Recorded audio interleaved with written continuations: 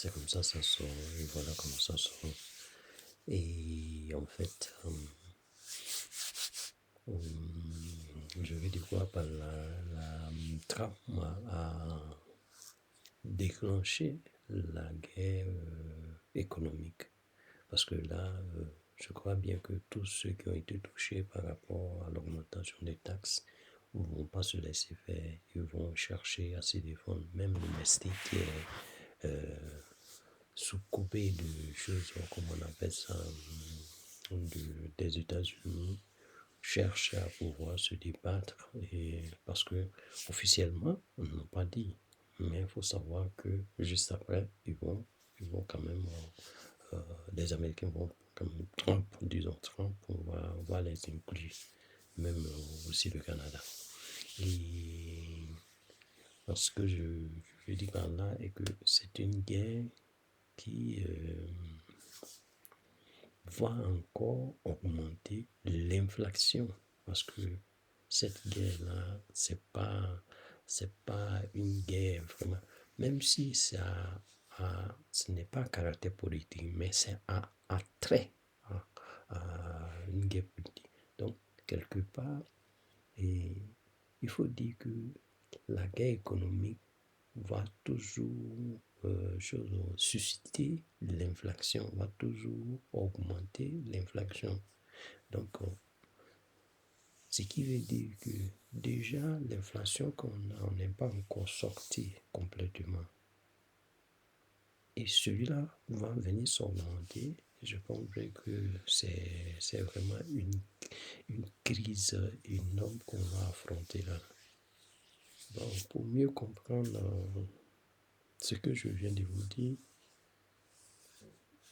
en suivant les explications de cette vidéo, toutes les explications de cette vidéo, vous allez mieux comprendre ce que je vais dire par là, parce que là, on ne va pas s'en sortir. Si on continue dans ça, on ne va pas s'en sortir.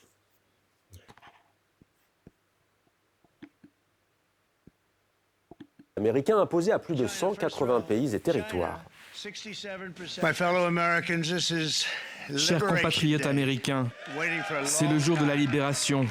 Nous l'attendions depuis longtemps. Le 2 avril 2025 restera à jamais dans les mémoires comme le jour de la renaissance de l'industrie américaine, le jour de la reconquête du destin de l'Amérique, et le jour où nous avons commencé à rendre l'Amérique à nouveau riche. Pendant des décennies, notre pays a été pillé, saccagé, violé et spolié par des nations proches ou lointaines, amies ou ennemies. C'est devant son gouvernement et un parterre de travailleurs américains, symbolisant cette industrie qu'il veut ressusciter, que Donald Trump a déclenché sa guerre commerciale. Sur ce tableau, les nouveaux tarifs douaniers imposés par les États-Unis au monde entier. Les produits importés de l'Union européenne seront désormais taxés à 20%. L'Union européenne est très dure en matière de commerce. Vous savez, vous pensez que l'UE est très amicale. Ils nous arnaquent, c'est tellement triste à voir, c'est tellement pathétique. Dans le détail, 10% minimum de droits de douane pour tout le monde et des majorations à la carte pour les pays qu'ils qualifient d'hostiles en matière commerciale. 34% pour la Chine, 46% pour le Vietnam, 32% pour Taïwan. Le décret est signé sous les applaudissements. Jamais depuis près d'un siècle, les États-Unis n'avaient édicté de telles barrières douanières, s'attaquant déjà depuis plusieurs semaines à certains secteurs. 25% de droits de douane sur toutes les voitures fabriquées à l'étranger. Même chose pour l'acier et l'aluminium.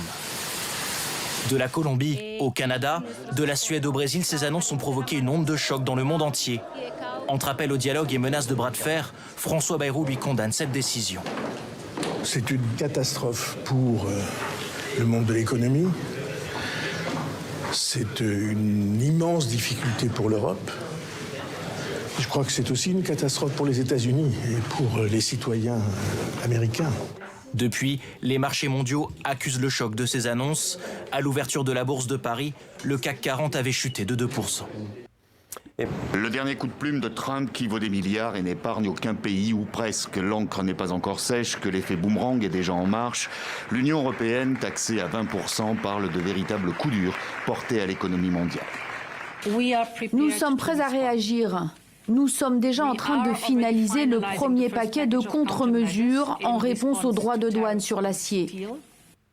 L'Union européenne, dont les États-Unis sont redevenus le premier partenaire commercial, travaille donc. La Grande-Bretagne, relativement épargnée par la griffe de Trump, taxée à 10%, dit vouloir conclure un accord avec Washington. Mais là où la pilule est la plus amère, c'est en Chine, taxée à 34% en plus des 20% déjà appliqués. Le calcul est vite fait, tout aussi rapide que la réaction de Pékin, qui promet des représailles. En attendant, pas de quoi visiblement impressionner la rue chinoise.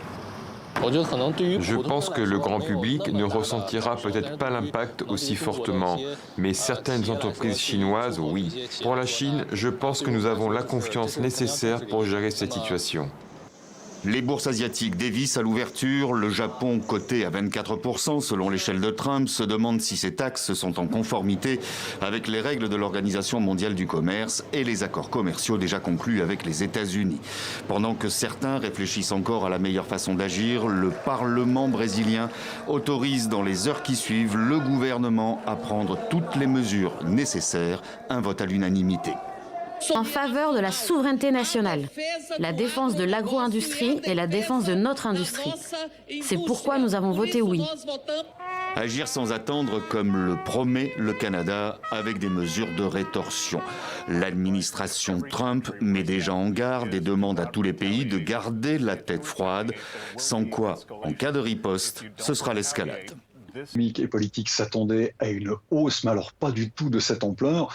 Dans l'œil de Donald Trump, du président américain, eh bien, la balance commerciale largement excédentaire en faveur de la Suisse, 65 milliards d'exportations suisses contre 26 milliards d'importations américaines, c'est évidemment insupportable pour Donald Trump. Il faut toutefois dire que si l'on compte les services américains vendus en Suisse, à ce moment-là, la balance commerciale, elle, est équilibrée avec ces États-Unis qui sont un partenaire commercial très important. C'est le deuxième partenaire commercial de la Suisse après l'Union européenne. Est-ce que l'on s'est surprise, c'est que finalement le secteur qui exporte le plus, c'est-à-dire l'industrie pharmaceutique, elle pour l'instant est totalement exemptée de ces taxes. Et il faut savoir que l'industrie pharmaceutique exporte pour près de la moitié des exportations suisses en valeur, c'est-à-dire à peu près 30 milliards. En revanche, des secteurs comme la joaillerie et les montres, qui sont le troisième secteur d'exportation suisse, eux sont touchés de plein fouet par cette mesure et réfléchissent à comment pouvoir la prendre, faire avec. D'autres secteurs comme moins connus peut-être, comme les raffineries d'or, comme les instruments médicaux, les machines de précision, encore le café torréfié. Pour eux, cette augmentation est une véritable pilule amère qu'ils vont devoir avaler. Pour autant, les autorités suisses et le milieu économique suisse n'entendent pas riposter, n'entendent pas mettre en place des contre-mesures en taxant également les importations américaines.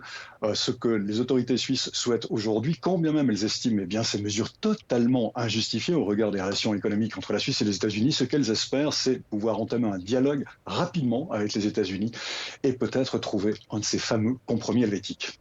Mais qui n'est pas correct, d'autant plus que la balance des paiements avec les États-Unis est vraie, et c'est vrai, est excédentaire quand on prend uniquement les biens, mais quand on prend les biens et les services, c'est plus ou moins équilibré. Donc en fait, il est en train d'accabler l'Europe de mots qui n'ont pas été commis. Et pour prendre néanmoins l'envergure des choses, il faut savoir que depuis une vingtaine d'années, la moitié de la croissance du PIB mondial, donc de la croissance mondiale, a été liée à la mondialisation. Ce qui veut dire qu'en fait, on est en train de démondialiser le monde et l'Europe, bien sûr, va subir un choc extrêmement négatif. Et justement, puisque vous parlez de l'Europe, elle semble prise au dépourvu. Pourtant, elle savait à quoi s'attendre. Le risque, c'est quoi? C'est que certains fassent cavalier seul au lieu de parler d'une seule voix? Il y a quelque chose de très important, c'est que la Grande-Bretagne est taxée moins que d'autres pays européens, ce qui veut dire qu'il y a peut-être une voie qui consiste à passer par le Royaume-Uni pour aller vers les États-Unis, mais globalement, ça veut dire aussi que les États-Unis vont traiter de manière équivalente tous les pays européens, alors que certains auraient pu penser être traités différemment. Je pense par exemple à l'Italie et à la Hongrie. Et donc manifestement, c'est un choc important. Je crois que ce sera très difficile d'entrer dans une négociation parce que d'abord, les Européens ne sont pas d'accord entre eux, mais qu'en plus, Donald Trump donne l'impression de ne pas reconnaître l'Europe comme étant une entité fédérale. Mais est-ce qu'elle est prête, Bruno Coleman, l'Union européenne, pour cette guerre commerciale? Certains disent que l'Europe peut brandir entre guillemets l'arme atomique commerciale, ne plus acheter d'avions F-35, d'iPhone, taxer aussi les services numériques américains et les géants de la tech? Ça me semble tout à fait illusoire. D'abord, on a besoin d'armement américain, et puisqu'on doit se réarmer, et en fait l'armement est essentiellement américain, Il y a d'autre part un autre danger, c'est que si on rentre dans une escalade commerciale, les Américains vont eux-mêmes alimenter cette escalade. Et puis il y a un problème derrière le problème, c'est que tout ce que la Chine n'arrivera pas à exporter vers les États-Unis va probablement se déverser en Europe. L'Europe va en fait devoir absorber les excédents de capacité de production chinoise. Et donc l'Europe sera prise négativement de deux côtés, par les exportations américaines, mais par les importations venant de Chine. Donc c'est un double effet négatif. Restez avec nous, Bruno Coleman. Le Lesotho. L'annonce des nouveaux droits de douane américains résonne sur tous les continents, même en Afrique, qui n'est pourtant pas un grand marché pour les États-Unis. L'Afrique exporte en 2024 pour 49 milliards de dollars de produits aux États-Unis, presque 40 milliards pour l'Afrique subsaharienne, hors Afrique du Nord donc. Les États-Unis ont un déficit de 7,4 milliards de dollars. En langage commun, cela veut dire que les USA perdent de l'argent de manière globale. En comparaison, l'Europe exporte beaucoup plus avec les États-Unis, pratiquement 12 fois plus, avec 605 milliards de dollars. L'Afrique est donc un petit marché, et pourtant les annonces de taxes douanières par le président américain concernent 51 des 54 pays. Seuls 3 n'entrent pas dans cette liste, les Seychelles, la Somalie et le Burkina Faso. Tous les autres subiront des taxes à partir de 10%, beaucoup plus pour certains. Lesotho et Madagascar en tête. Les grands marchés africains sont touchés. Algérie et Afrique du Sud, 30%, Côte d'Ivoire, 21%, Nigeria, 14%, RDC et Cameroun, 11%, 10% pour l'Égypte et le Maroc. Pour cet économiste sud-africain, c'est l'occasion de regarder ailleurs. Le plus important pour les pays africains est de se réunir et de comprendre comment promouvoir les échanges commerciaux entre eux. Comment également rechercher des marchés communs en dehors du contexte africain. Le Moyen-Orient apparaît comme l'un de ses partenaires clés car il se porte pas très bien dans le secteur agricole. On peut également considérer l'Asie. Les pays asiatiques se sont industrialisés à tel point qu'ils ne se concentrent plus sur l'agriculture, ce qui peut également créer des opportunités. Jusqu'ici, grâce à un accord commercial nommé AGOA, créé par les États-Unis en l'an 2000, 32 pays africains bénéficient d'exonérations de droits de douane. 6 800 produits sont concernés, du pétrole à l'agriculture en passant par les vêtements. Cet accord devait être renégocié pour aller au-delà de septembre 2025, date de son expiration prévue. Mais les annonces de Trump signent-elles la mort de l'AGOA? Ces taxes américaines vont-elles prendre effet dans quelques jours ou à la fin de l'accord en septembre 2025?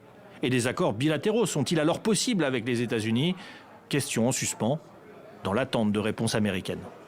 Beaucoup de points en suspens et de clarifications à apporter du côté de la Maison-Blanche. Voilà pour ce point sur l'Afrique. Nous irons au Vietnam dans quelques instants. Bruno Coleman, on a beaucoup de réactions ce soir, des dirigeants de l'industrie textile, par exemple aussi au Bangladesh, qui parlent d'un coup de massue pour le deuxième plus grand fabricant de vêtements au monde. Le dollar qui chute, les bourses qui sont dans le rouge, et pas qu'un peu, moins 9%, notamment pour Apple à l'ouverture à New York. Ces annonces de Donald Trump, comment vous les qualifiez? Est-ce qu'elles provoquent un début de séisme commercial dans le monde?